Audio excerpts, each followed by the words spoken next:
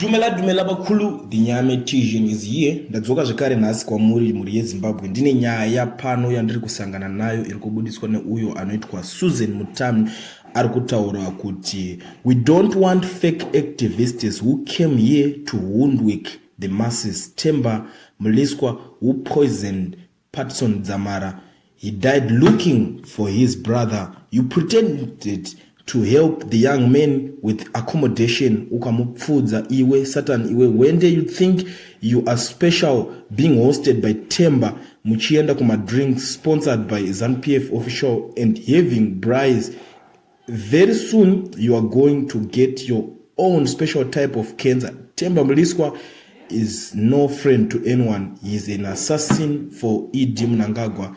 He's been a CIO informer for years. He is one of the people strategizing for ED to stay beyond his constitutional term. Parents Shiri, a war commander, died like a fly because of having characters like Themba around. Be careful. Ndo mashoko ari kubva kuna Susan Mutami. Asi tikada kutarisa nyaya iri kunyanyisa kurwadza vanhu veruzhinji inyaya ya Patson Dzamara. Nekuti nyaya yemhuri kwaDzamara inyaya yekuti iri too sensitive tikada kuitarisa. Nekuti tikada kutarisa mukoma wacho mashaikirwa akazoita, manyangarikira akaita, munongoziva mese munhu wekuti anga ari mutori wenhau ndobva azotanga kupinda muactivism, kuita chiactivist achitaura kuti Mugabe akundikana. So ndokuzongo abductwa akanyangaridzwa zvinozikana nemunhu wese pamwe akapedzera kuonekwa ari kubarber shop iri kuGlenville 7 ndo maperere akazongoita nyaya yacho. So this young man munin'ina wacho anomutera ndiye aizonzi aimutsvaga nanzi akaisirwa poison.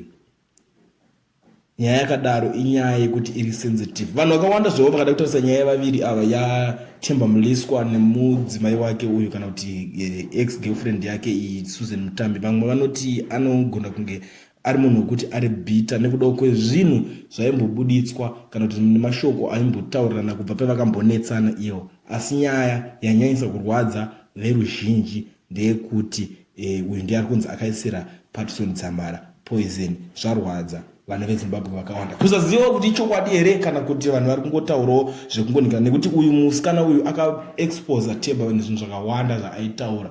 Ende chinonyanyonetsa vanhu ndechekuti information yakaita seiyoyo akazviziva sei, anga aripo here zvinhu izvozvo zvichiitika kana kuti akazongonzwa nemakuhwa. But muri Zimbabwe ndonyaya yandakakubatirai panapa. Kana uchangotanga kusvika panapa iri first time yenyu, gara wasubscribe, ucomment, ulike, ushare. Ndoramba ndichidzoka nedzimwe nhau tichionesana zvinhu zvinenge zvichiitika munyika yedu yeZimbabwe.